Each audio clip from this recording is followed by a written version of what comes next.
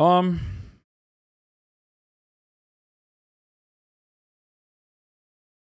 it is it is kind of wild that like these homies have a lot of like they're using a lot of their fucking they're using a lot of their capital to fucking purchase this shit, dude. This is not a cheap collection at all.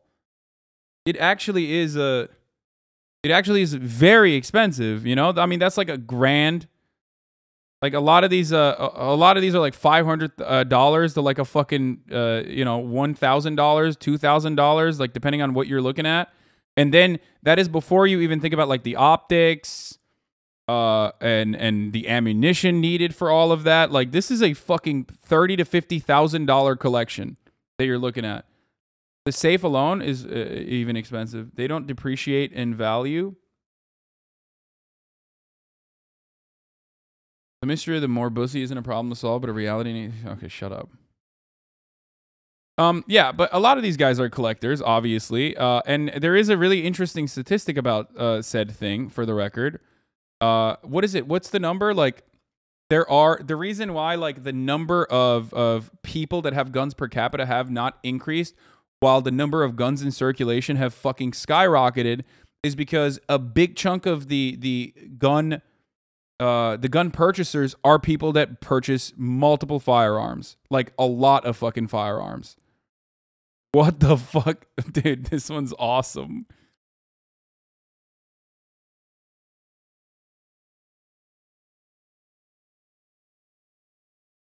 Yeah, you have a fuckload of hoarders. These guys are all hoarders. They are the gun whales. Yes. Less than 1 in 3 Americans own a firearm, and there are more firearms in this country than people. That should tell you everything.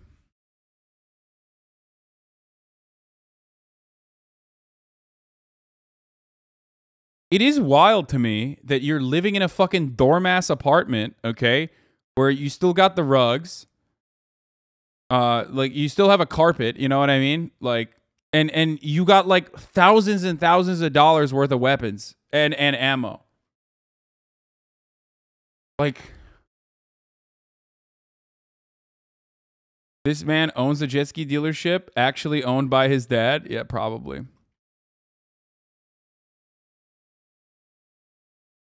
And like 3 of those guns, and buy a bigger bed.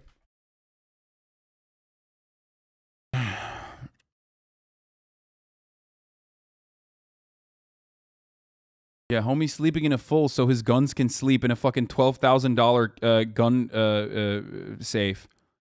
You know what I mean? I sleep in a full bed so my guns sleep in the actual fucking incredibly expensive safe.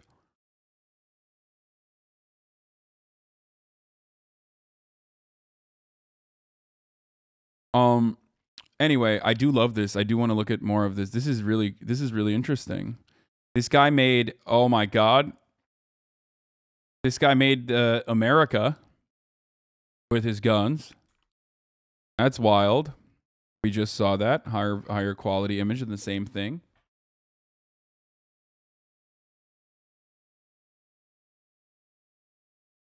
Oh my lord.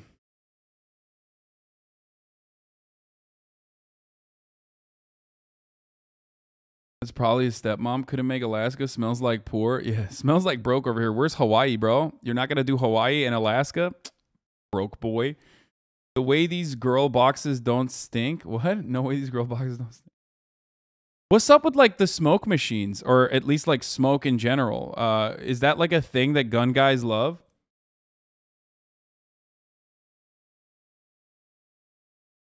I'm sorry, but that young couple on the bed is gonna end up in a JCS vid. No, what's gonna actually happen to that young couple is like that dude is probably gonna fucking kill himself using one of those guns. Okay, that's probably what's gonna end up happening.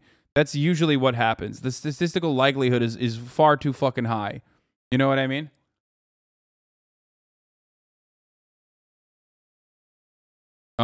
This lady, holy shit. Their AC is set the coal rolling. Day 400 of asking you to talk about Pelosi's excommunication. I don't care. I literally don't care. Fuck the Archbishop and fuck Nancy Pelosi. I don't care. Is that a good, is that a good response for you? Who cares?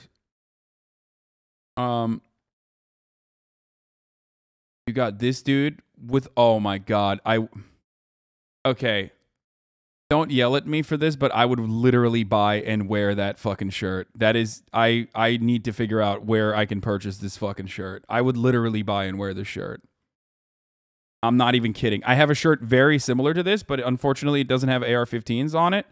And I kind of want to find where it is and I'm not even I literally I want this shirt now. You found it? The Aloha MK18 shirt? Oh my God, chat is literally fucking insane, dude. Holy fuck, it's $52? What? Spin the wheel and get a nice big fat discount. We'll only hit you up with something noteworthy like a product drop or sale. Oaf Nation, brother. No, I don't want the fucking... Shut the fuck up. I just want this shirt. Aloha MK18 button-up shirt.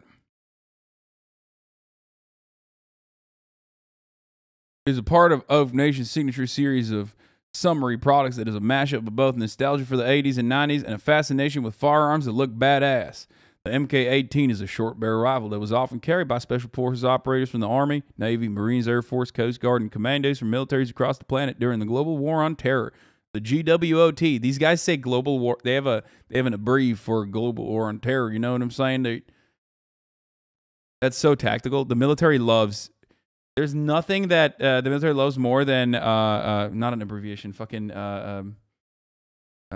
what's it called when you? Oh my God, my brain is literally not working today. Acronym. Thank you. Holy shit.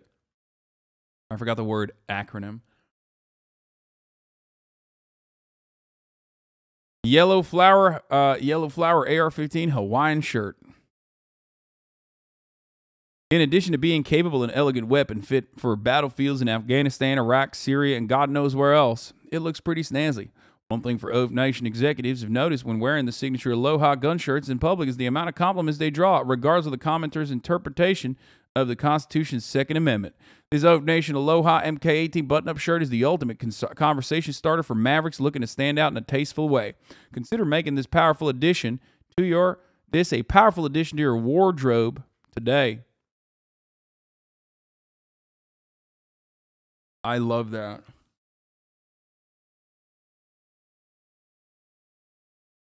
Oh my God, Unreal Tree is real tree camo with George Bush hunting in it. Okay, this is fire. What the fuck? Why are they making products for me?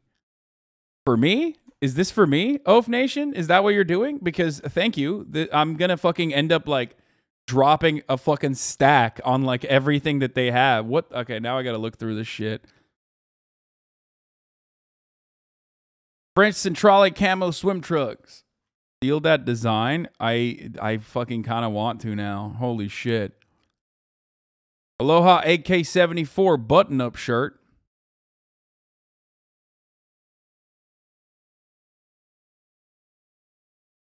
Okay, these are kind of cool too. What the fuck? Bro, this is literally, oh my God. Okay, I need to stop looking at this shit. I'm going to end up buying a bunch of like, an N-Law? A Javelin button-up shirt? Dude, America is, no, we have brain damage, dude. We have irreparable brain damage. It's just, we're never going to solve any of these problems, dude. Okay? Like, who the fuck would buy? Okay, this stuff is really ugly. The camo shit is like ugly as fuck. I think the juxtaposition between like a fucking buy the company. Yeah, I'm gonna tap to buy the entire company. Homie's got the NATO collection, dude. What the fuck? Yeah, Slava Ukraini. Proceeds donated to the Razom Ukraine emergency response. They have a USA UA flag hat, dude. Bro, this is severe brain damage, bro.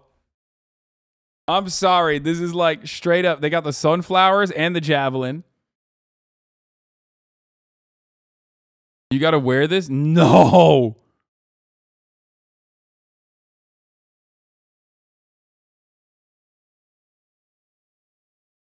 Buy it and wear it on the next leftovers, dude. There's something severely fucked up with people's brains, brother. At least they're donating. What have you done? Yeah, literally. You're right. They have a weed and MP7 one?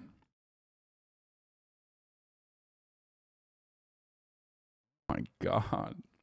Not the Northrop Grumman drip. It takes real brain damage to juxtapose flowers and guns, but not as a political statement. Oaf Nation explains the page beautifully. Oaf got that green, if you know what I mean. Grab one of these Canna MP7 Alohas. You know what you want to. Hashtag Snoop seal of approval. Ugh, ew. 100. Keep it 100. Return policy by Oaf Nation. Wait, we got to look at the entire NATO. What am I doing? I have to view the NATO collection. Slava Ukraini collection. Where you can purchase Aloha Sunflower Javelin weekend shorts. Yeah, I mean, the Enlaw and the Javelin are so fucking whack. You know what I mean? Like, I would never, like, this is whack. At least, like, the fucking AK-47 or the guns are, like, fine. But, like, what the fuck? Why are you putting a Javelin on your fucking, like, you wear this, you're a loser. Okay? Oh, my God. Puck Footin. Ukraine tractor. Oh, God. Ay, ay, ay.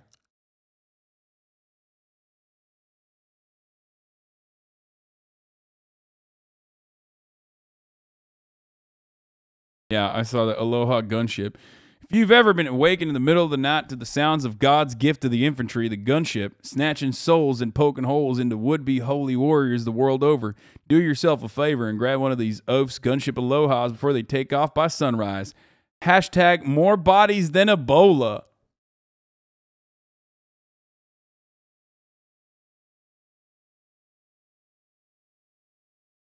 Dude, okay. This is fucking psychotic, dude.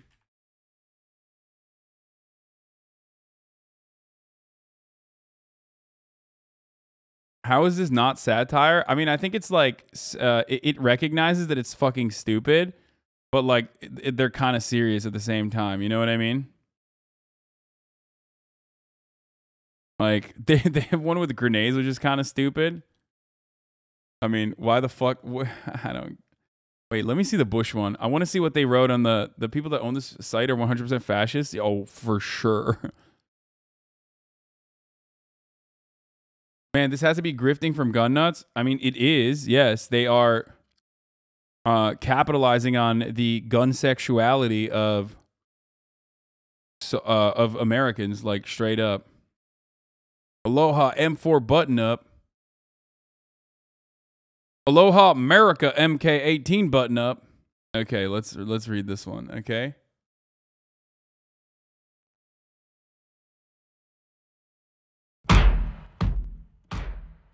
Like the diplomats of the early 2000s, Bird Gang, hashtag, the Oaf America MK18 Aloha is here to put your chain of command on standby for some sweet, wholesome, American-based shenanigans. Get you one of these bad boys before pool season kicks off and you end up wearing your SOI shirt to your squad leader's house. Hashtag pitter patter. Let's get at her. What the fuck? Get it who? No, the model doesn't have a black sun tattoo. No, this model is not Ukrainian, chatter. He has a We the People tattoo, though. Oh, it's a Letterkenny reference? Wait, they're Canadian? No one outside of Canada knows what the fucking... Oh, dude, stop. Oh, come on. They made this for me, dog. Are you serious, dude? Dick Cheney hiding in the bushes? Are you fucking... Okay, they do have a good sense of humor. I hate that. I hate that they have a good sense of humor. I have to cop this now. Fuck!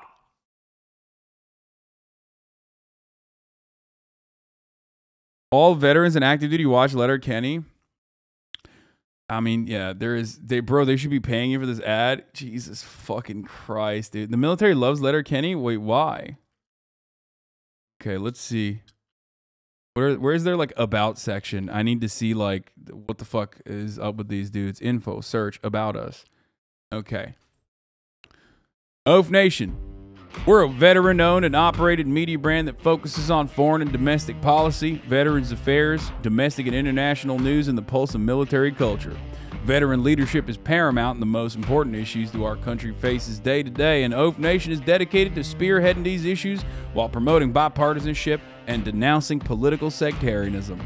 And the only reason why we can do that is because Americans don't give a fuck about our foreign policy, no matter how genocidal, bloodthirsty, or freak-like it actually is. Because every single person in the United States of America rides the fucking flag when it comes to being a recipient of a profound amount of privilege from living in the Imperial Core. We're committed to the collaborative efforts on all social initiatives relating to racial equality, labor, immigration, health, welfare, and LGBTQ rights, and sustainability overall, but especially when their issues coincide with the support requirements of active duty troops and veterans. We're also devoted to providing active duty service members and veterans with a non-biased news source free of political polarization. As one of our core beliefs as an organization is that greatness is accomplished through logic and reason from the center. Okay, that's why they have that's why they're hogs, but they're not like they're hogs, but the reason why they have a decent sense of humor is because they're like because of this. They're not like fucking black rifle freaks, you know what I mean? But it doesn't mean anything. They're still genocidal as fuck, obviously. Don't misunderstand me. Let's see what their news looks like. Ukrainian forces may have to retreat from Luhansk. World Bank president says Ukraine may trigger global recession. Authorities face question over the response to Texas school massacre. Toronto police kill man carrying gun less than 150 yards from a school. Yeah, they just love like they're libertarians. No, you can't be a libertarian, dude. You can't be a libertarian and fucking ride for the military, okay? It is you can't be a libertarian and say I love the fucking police and I love the American military. It is quite literally the exact opposite. That's not how this works. It just means you're a Republican, okay? Like the one thing old school libertarians had at the very least that was different than like the American conservative movement was that they believed in freedom of travel, unrestricted, okay, like open borders, OG Cato, OG Cato Institute Andes, and they also believe in like relentless oppression caused by unfettered capitalism, obviously, but simultaneously they hated the police state and they hated fucking America's like imperial affairs.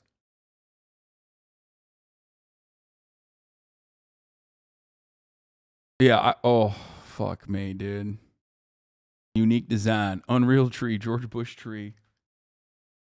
They have a Jeff Sessions weed shirt. The season's AF shirt lets everyone know you're justice in the streets and a freak in the sheets. Need a workout, buddy? Now you have gym sessions.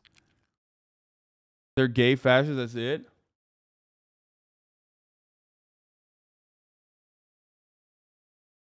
Felix is right that everyone is just soy now. Yeah.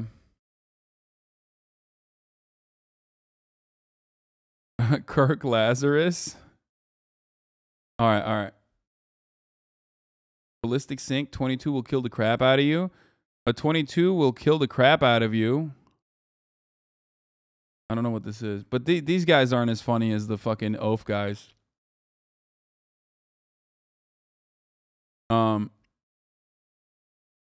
The microplastics got us all soy now. Yeah. Odd shit. FC Trap Lord soccer jersey. Bad Larry. I don't know what this is. Get their flags. We have loved the stars too fondly to be fearful of the night. Bangarang. What's the American military's obsession with like Native American LARPing shit? By the way, I've never understood that, because that's a spearhead. Like this is What the outline of this is a spearhead, and I suspect it's like a combination. I mean, it's brass knuckles and a combination of like a lot of Native American imagery.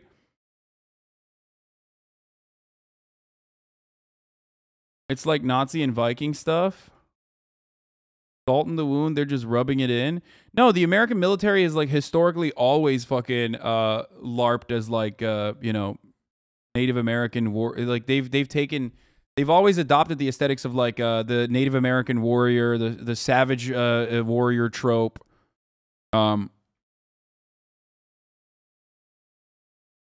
fuck with us. Move in silence, power with wisdom, savagery within reach, the unfair advantage, survival of the fittest, fruition. I think that was a way to cope with genociding them. If you hear any noise, it's just me and the boys trapping. Every day is for the boys. Wait, Daesh don't serve? Dash don't serve? What? This doesn't say Daesh on it, right? I'm not like I'm misunderstanding what this is, right? They're not literally saying what? Why the fuck would you ever wait, what? Why would you fucking write like the other version of ISIL or ISIS on a flag? What is happening? It's an Apocalypse Now reference?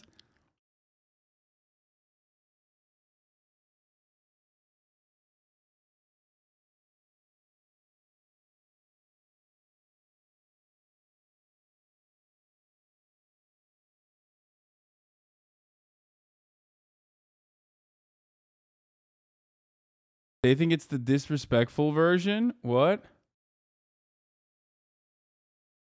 Okay. Don't even know what the fuck that's about. Let's look at the second. Instagram ads are about to get wild. Yeah. See, they're doing it again. It's like they love goons and roses. Strangers not welcome. The heart of man is wicked. It's short for dash don't serve, they canoe. Oh, so like it's a reference to like canoeing ISIS dudes like fucking opening up their skulls with a fucking like, you know, two tapping them, opening up their skulls with like a higher caliber rifle after killing them. Is that what it is? No, it's from Apocalypse Now. Reference to Vietnam riding on the riverboats. Oh, okay. Charlie don't serve was something American soldiers said about the Viet Cong. Oh, got it.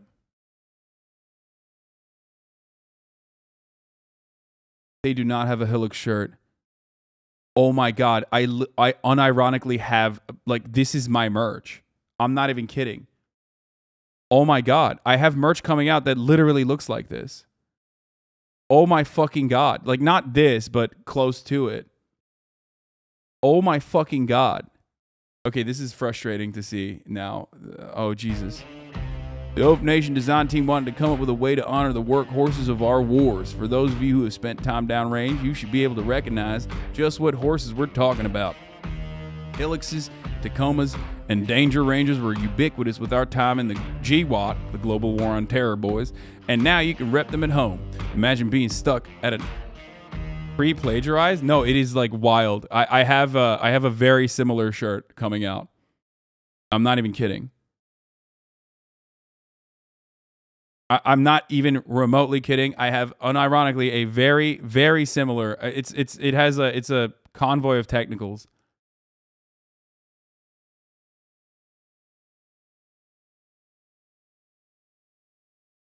What the fuck? I drew something so close to that. Yeah. Well, here's the fucking artist who designed it. Literally.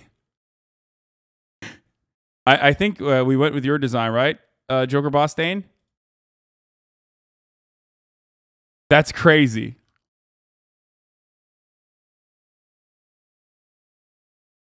This is actually crazy.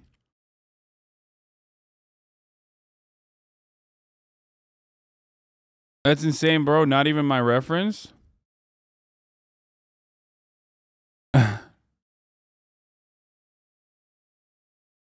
Um,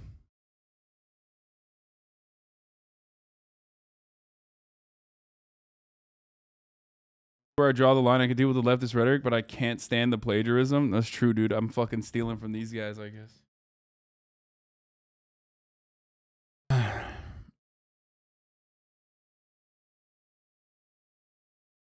They have a Mujahideen poster? Stop. The Lion of Panjshir? Oh, shit, dude. Ahmed Shah Massoud, the Lion of Panjshir? Wait, I mean, this dude, dude, they put fucking takbir, a takbir tattoo on him. Jesus Christ. This is, what the fuck? Ahmed Shah Massoud, the original anti-Taliban force. Get right with the Lion of Panjshir and rep one of the original trap lords of this whole game. I wonder if they, I mean, if they know about him, they probably know that, like, you know, he was assassinated because of the CIA.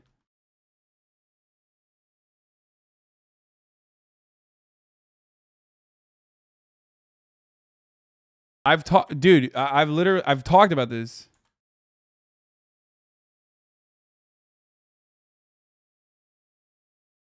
Wait. Oh, no, this is not who. Wait, this is not who I'm, this is not, wait, am I mistaking him for someone else? Oh, no. It wasn't him. His dad. No. His dad was the one who got, wait, no, this is his dad, right?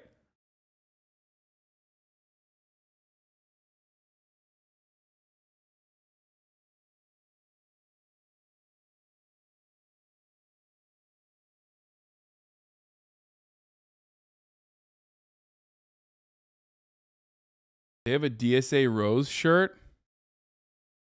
No, they don't. I don't think they knew that this is the DSA Rose. This is unironic. This is ironically very disrespectful since they gave him tattoos. Yeah, tattoos are haram.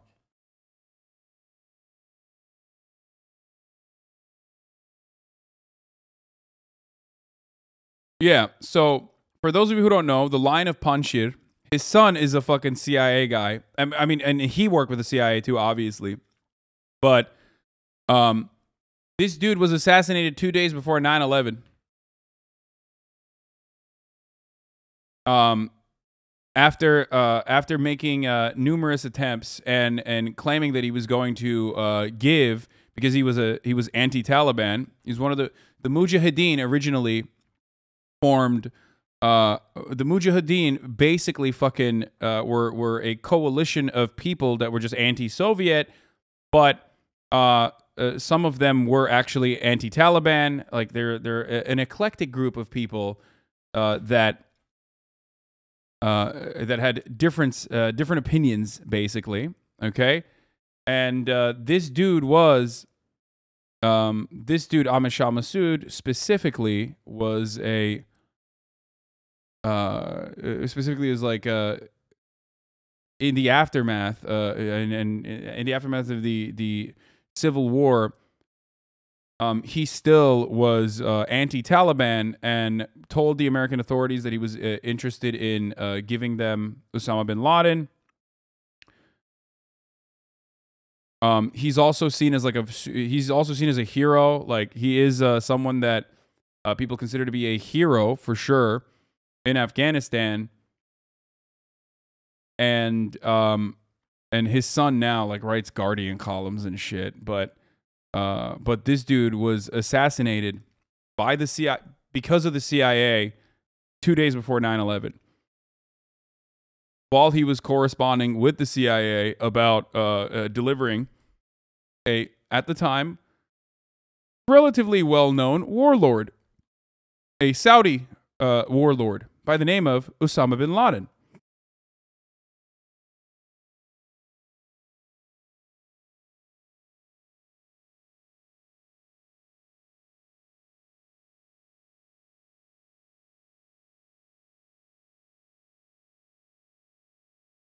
Bomb in a TV camera during a fake interview. Yeah, the CIA didn't assassinate him. The CIA allowed him to be assassinated. The CIA revealed his position.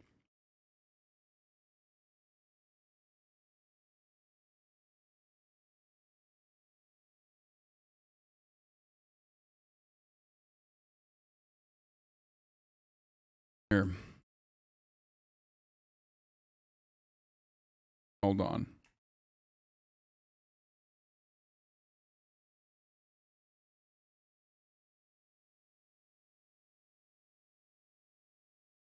Where is it? Why the fuck has, like, no one really...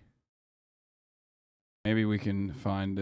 maybe this will be fine here. Death of an Afghan icon. 20 years since the assassination of Ahmed Shah Massoud. 2 days before 9/11, an al-Qaeda suicide squad posing as journalists sat down for an interview with Ahmed Shah Massoud, the last major commander resisting the jihadist group's Taliban allies in northern Afghanistan. 20 years ago, Massoud's assassination and the September 11 attacks on the United States are... for many reasons, the twin catalysms that started yet another era of uncertainty and bloodshed and which continued to reverberate following the Taliban's return. The charismatic Massoud, known as the Lion of Panjshir after his native valley, built his name during the 1980s as a brilliant guerrilla fighter commander repelling Soviet forces. By the late 1990s, he was fighting the Taliban and their al-Qaeda allies. Both wanted him gone. The audacious hit was ordered by Osama bin Laden himself. The assassins pretended to be filming a documentary and secured the Massoud interview by presenting a concocted backstory printed on a letterhead from an Islamic center in Britain. They used stolen Belgian passports to travel. The Islamic center in Britain, I believe, was also closely being monitored by the CIA. Okay, and then they hit a wall. Massoud was too busy to sit down with them when they arrived August 2001 at his base in Kawawa Bahadun village. They spent 10 days with us, calmly, patiently waiting, and never unnecessarily insisting on the interview. Dashti was setting up his own camera to record the interview as the two al-Qaeda operatives relayed their questions in Arabic to the commander's close aide, Masoud Khalidi, for translation.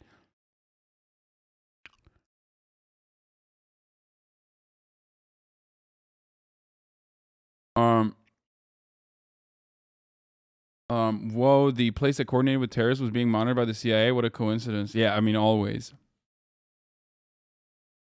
Did you get this from TrueAnon lol? No, you fucking dummy. I don't know why you're doing a self-report when you talk about this sort of shit.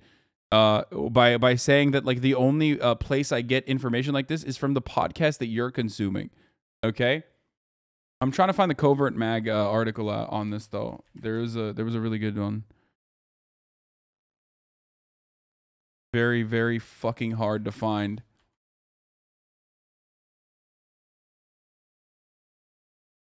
Everything about this is unfortunately... Oh, here, Covert Action Magazine. This is what I was going to show you. Okay. Was the now forgotten murder of one man on September 9, 2001 a crucial precondition for 9/11?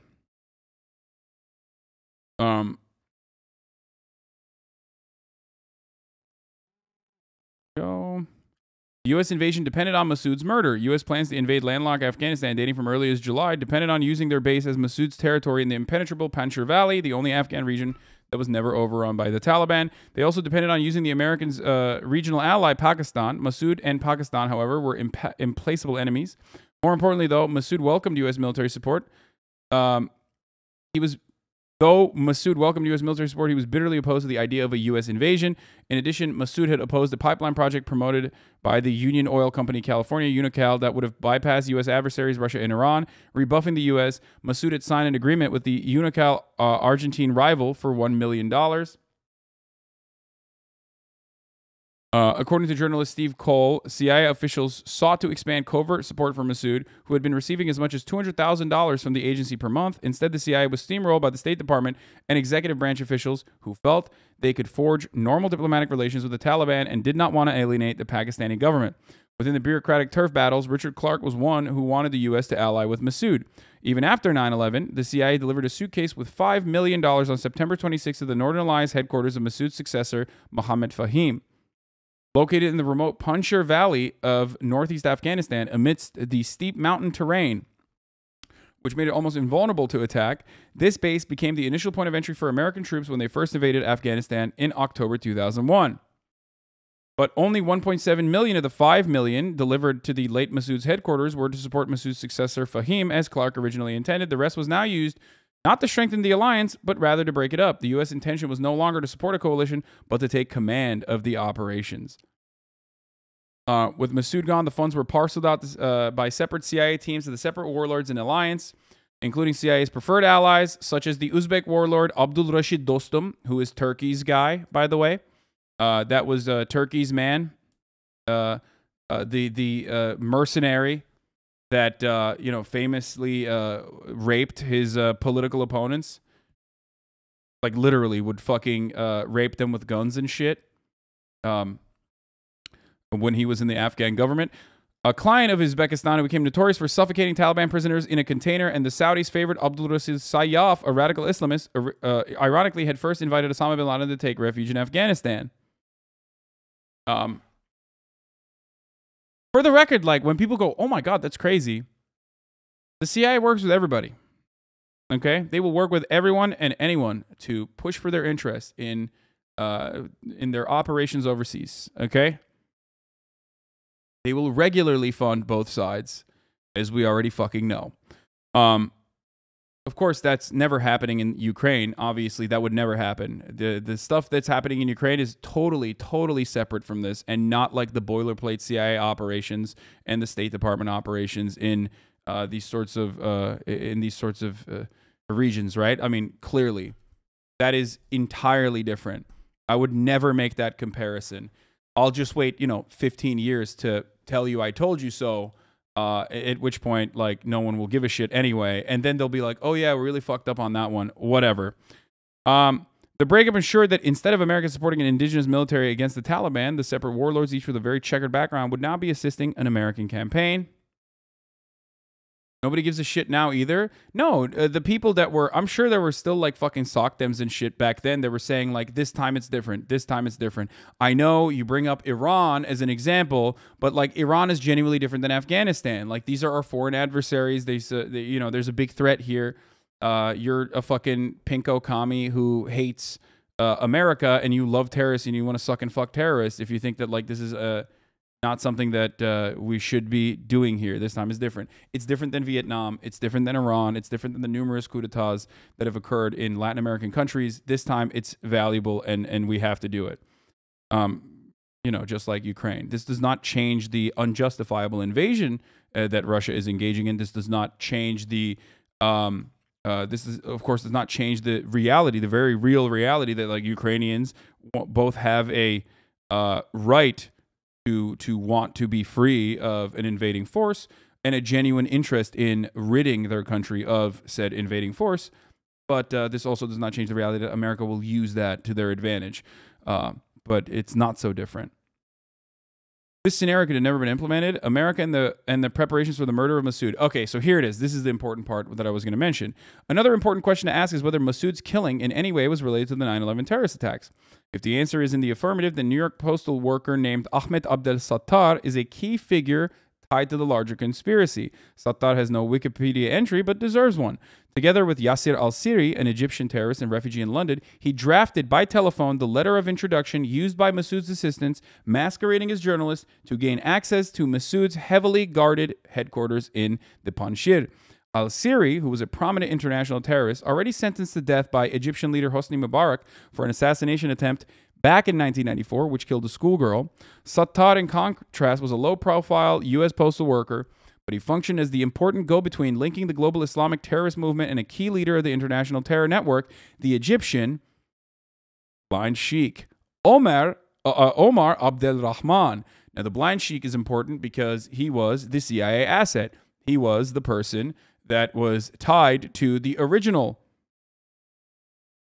World Trade Center bombing, 93.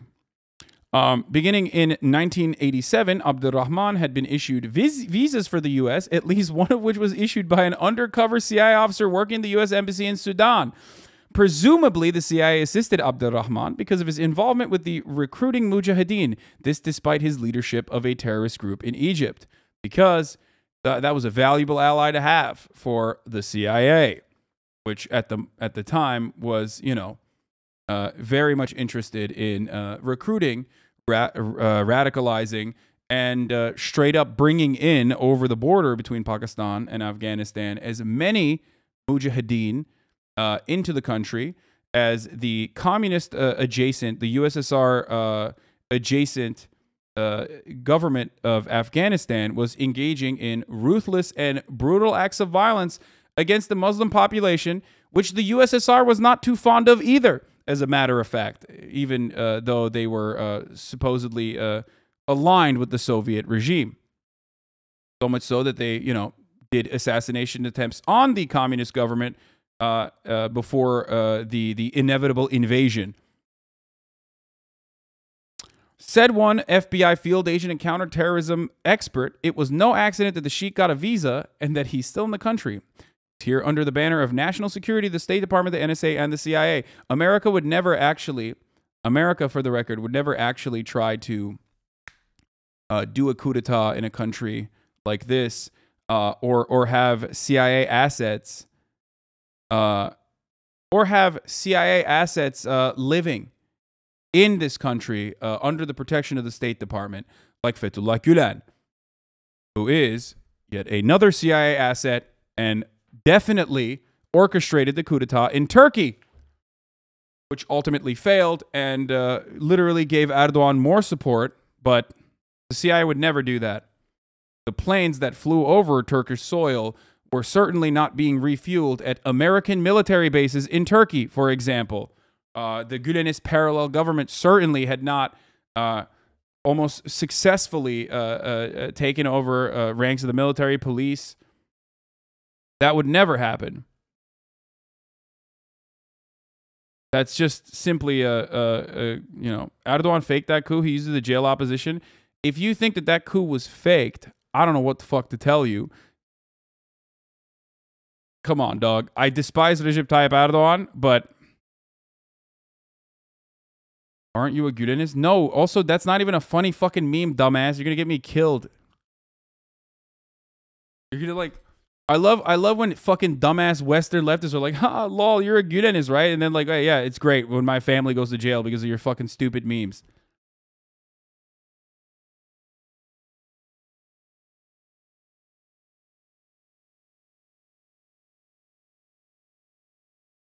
Anyway.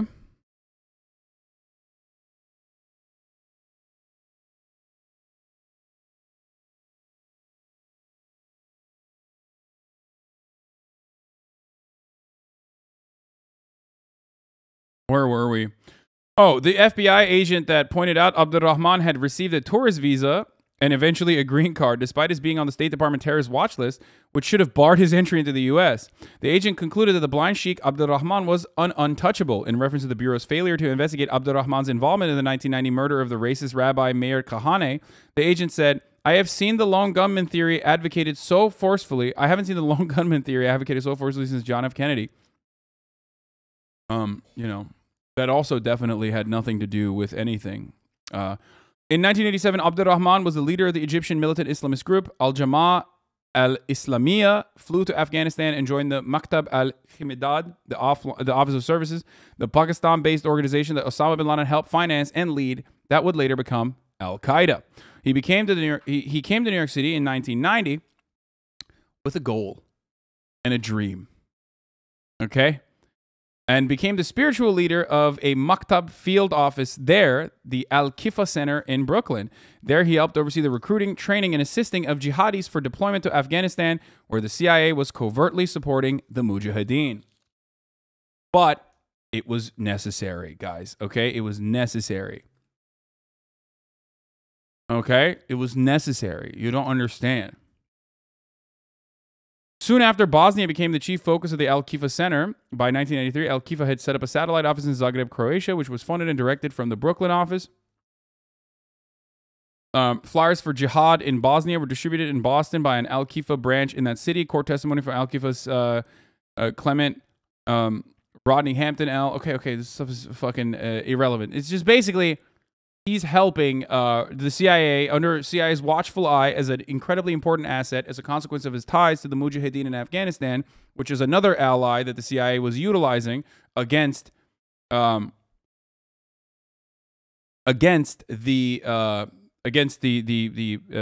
Soviet-backed government, or at least like Soviet-sympathizing government, and the USSR invasion. America was not only turning a blind eye, but helping his operations. Okay? A small percentage of the population, by the way, not a big percentage, so it doesn't even fucking matter. Like, I mean, obviously. I mean, these are brave guys, ultimately. These are like, they remind me of our founding fathers. Oh, wait, that's exactly what Ronald Reagan said. That's cool. Anyway, in 1995, Abdurrahman was convicted of a slew of conspiracy charges growing out of the first World Trade Center bombing in 1993. In 2001, the Blind Sheik was serving a life sentence in a U.S. federal prison for his involvement in the New York City landmark terror plots. From this prison, via calls on Sattar's telephone, he continued to give orders, including a fatwa, a religious ruling, that it is lawful to rob banks and kill Jews. The FBI listened attentively to these calls, learning the details about terrorists abroad, especially in Egypt, that it could then forward to the Egyptian and other interested governments. Did elements of the U.S. government hear plans to assassinate Massoud and do nothing about them? The answer is not clear from the public record. According to the New York Times, in one such conversation last summer, another defendant, Yassir al-Siri, an Egyptian based in London, was overheard on government wiretaps talking with Mr. Sattar about drafting of a letter of introduction to serve as a cover story for two men for possible use in Afghanistan, the official said. The two men were heard talking about a letter of general introduction and not one that specified Mr. Massoud by name. It was clear from the context, though, that the letter would be needed by someone for a secret mission, most likely in Afghanistan, the official added. Mr. Massoud was killed by two men posing as journalists about 2 months after the conversation between Mr. Sattar and Mr. Siri. I guess our small bean government, our small bean FBI, CIA, intelligence community, intelligence apparatus, and our State Department working in unison, or sometimes against one another. There was not a lot of interagency communication, certainly at the time, or not as much as there is now. When that was happening, they just simply could not comprehend whether or not the Blind Sheik was going to execute a very popular Afghan leader who was interested in either assassinating or handing off to the American authorities his ally, not Massoud's ally, but the Blind Sheik's ally, Osama bin Laden. I guess they just couldn't think about that. They just couldn't put two and two together. The Times story leads the reader to believe that the U.S. government did not know who in Afghanistan was a target of the letter. I find this unlikely. It knew that in the late 2000s, Al-Qaeda and the Taliban, both with links to Pakistani intelligence, the ISI, which is American intelligence, for the record, I mean, come on, had reached an agreement to eliminate Massoud, Pakistan's chief enemy. By this time, Massoud, thought to be Afghanistan's greatest guerrilla fighter, was the only resistance leader left to fight on against the Taliban militia. Thus, there was really no other target in Afghanistan of similar importance. Note that according to the Times, the date of the phone call producing the letter was about 2 months before 9/11, mid-July. The New Republic reported for the first time that the NSPD-9 had an annex going back to July, contingency plans to attack the Taliban. Lemao, the ISI wipes the floor with CIA regularly? Yeah, no, totally. Totally, dude.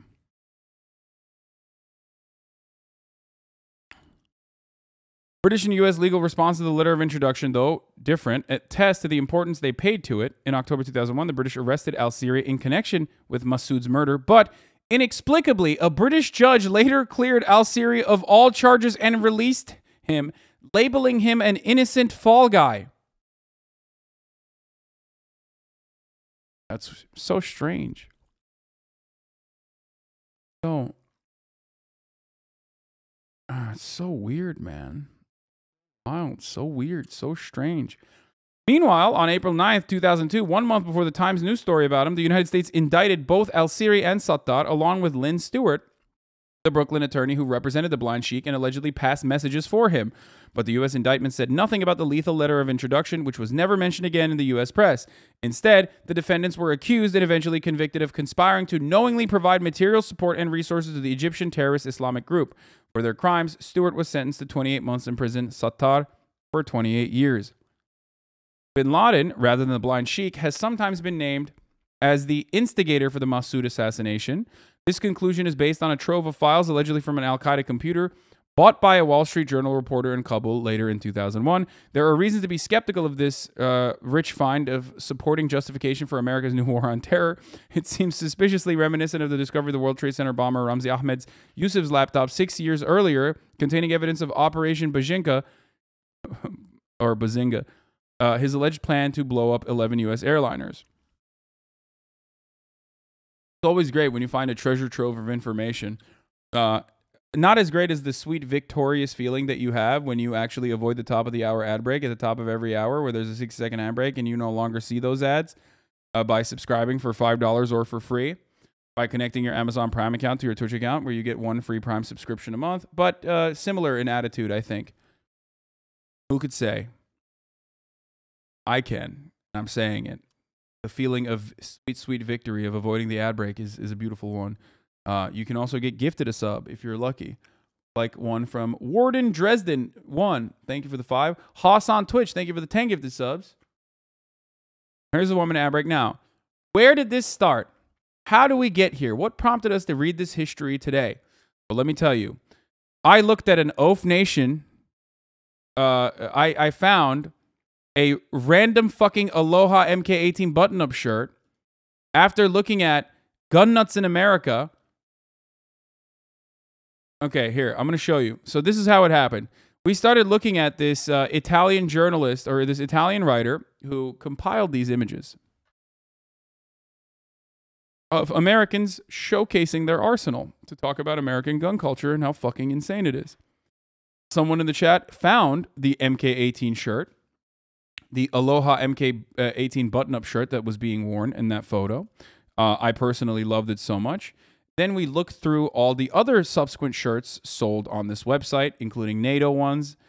We made fun of that. And then we found a Lion of Panjshir poster of Ahmed Shah Massoud, the Lion of Panjshir. So when I saw this, I once again, saw an opportunity to educate some young leftists who may have not known about Ahmed Shah Massoud, the Lion of Panjshir, and how his life ended under the watchful eye of the CIA when he wanted to kill Osama bin Laden. So then we got into that famous story. First time I've seen this shirt.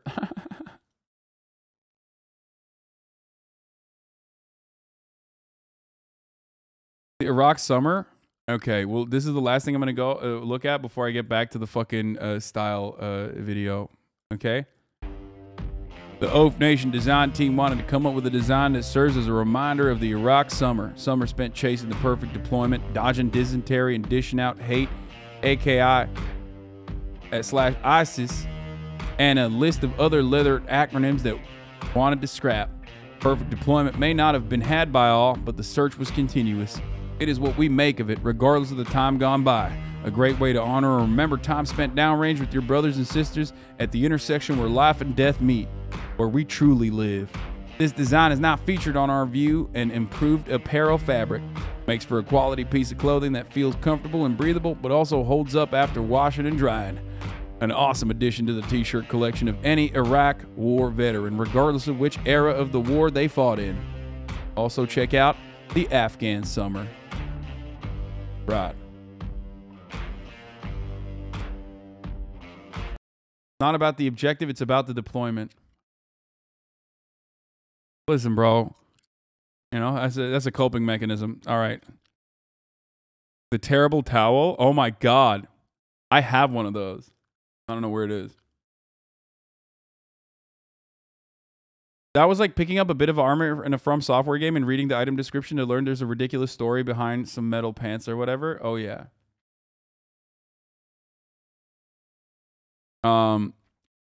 Okay, more fucking gun freaks, more gun freaks. What the US looks like to the rest of the world? No, we don't, brother. We look fucking sexy.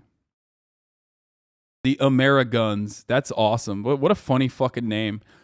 Speaking of the Ameriguns, the NRA is currently promoting the specific gun model used to murder 19 kids and 2 teachers at Uvalde as a part of a banned guns giveaway, along with 1,000 rounds of ammo, which is close to the number of ammunition that the shooter actually purchased. Dude, they've got... Okay. They basically now use mass shootings as a way to, like, you know, as a straight up gun promotion. Okay? like, obviously, in the aftermath of mass shootings, gun sales skyrocket, right? Gun sales always skyrocket in the aftermath of mass shootings. This is a known thing because people are worried that, Obaba is going to take our fucking guns away, right? This straight up is just like, is basically just like using a shooting as spawn con. You know what I mean?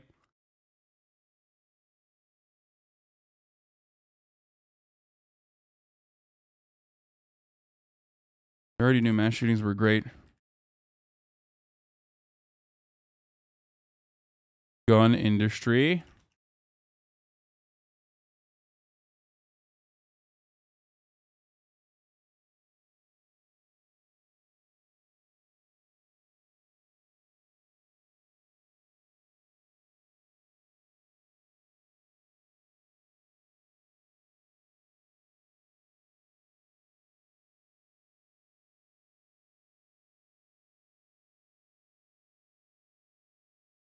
Basically making spawn con.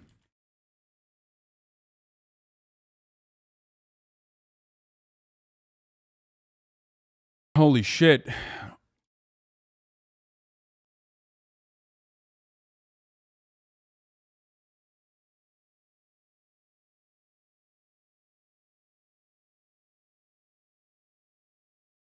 This is the exact fucking rifle, if I'm not mistaken, that they are, or not the exact rifle, but like the same platform that the shooter used.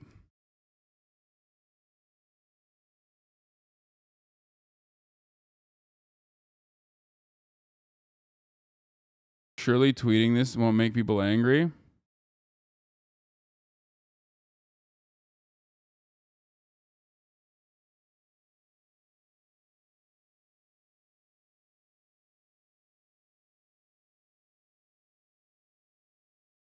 Wait, I want to look at this first. I'm going to verify first. Oh, dude. Oh, they closed it. They literally closed it.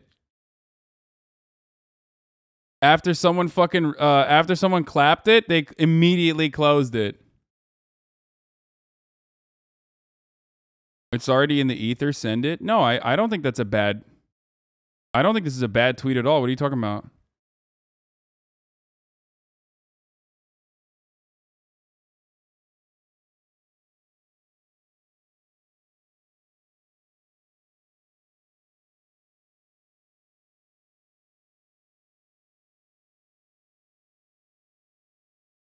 It ended. It had an 11-hour countdown from yesterday.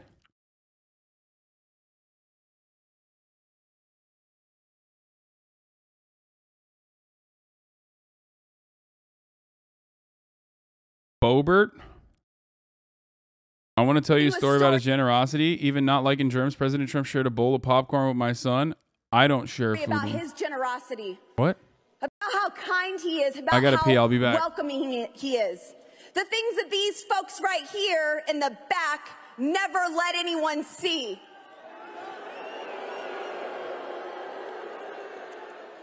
Fake media is the virus.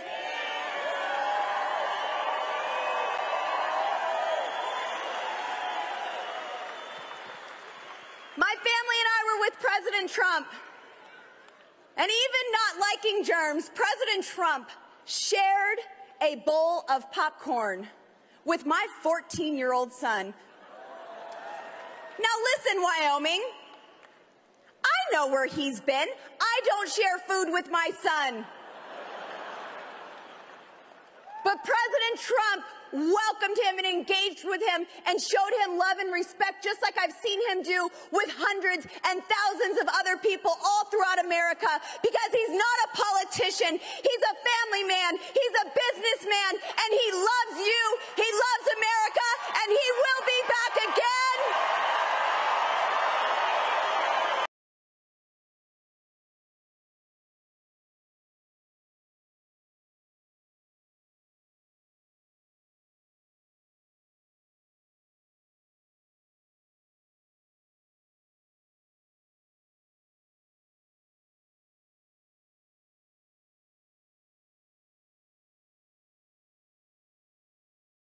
it's such a weird thing when people do this. Like I understand being like, Trump is like, you know, fighting for our interest and yada, yada, yada. He loves guns. He hates abortions, whatever, right? I get all that stuff. There's even some truth to that stuff, right? If you care about the culture war, like Trump is a culture warrior, right? But what doesn't make sense to me is why they try to fucking actively gaslight people into thinking Trump is like a good family man, or why people gaslight, you know, why is fucking Republicans gaslight people into thinking like that Donald Trump is like a Christian or he's generous. Like, he's not. Is that a Vetmons jacket? Yes. I'm wearing a $7,000 Vetmons jacket right now. Yeah.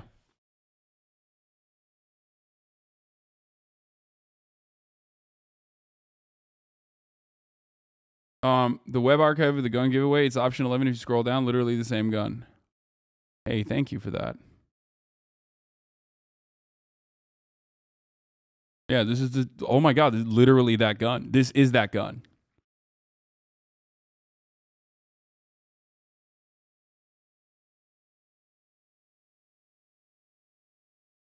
Drama?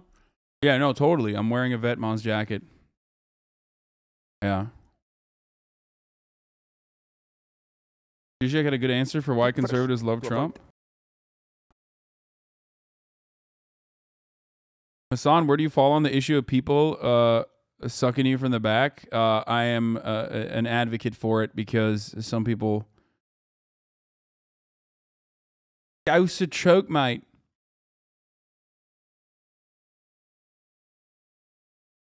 Pro real leftists? What?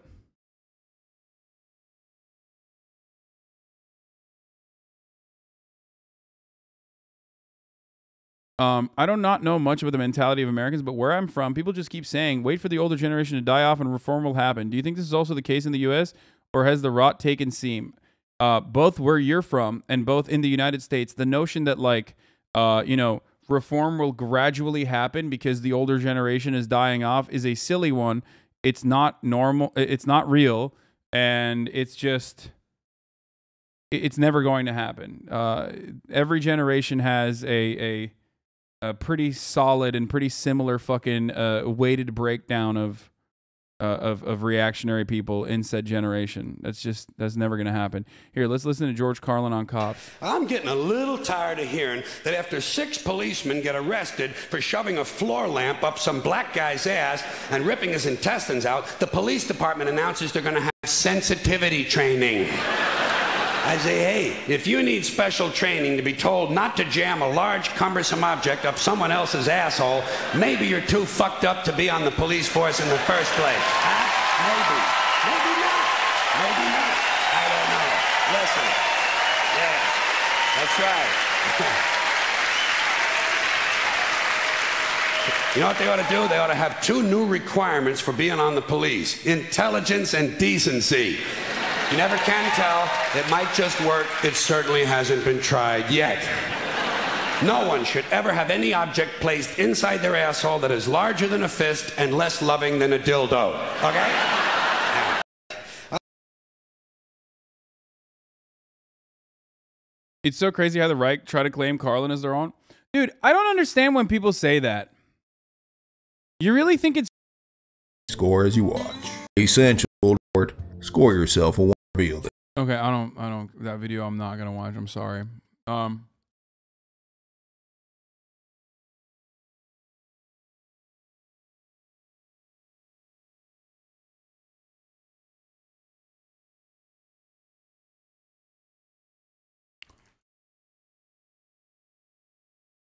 New Vice?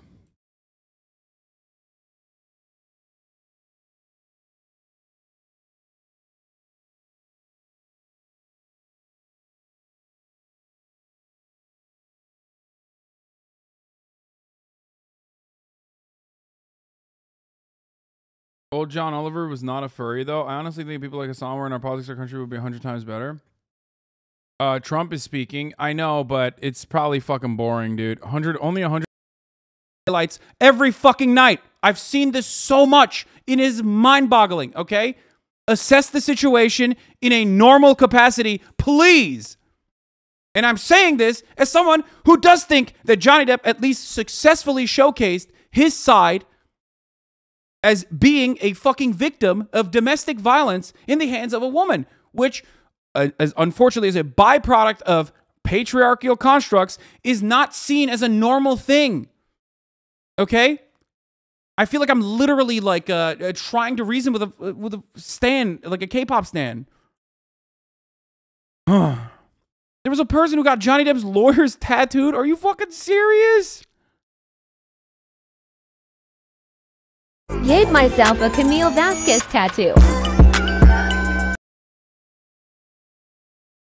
We're done, dude. I welcome the nuclear annihilation. I am so in favor of the upcoming nuclear winter. It's over. Like, the world is fucking over, okay?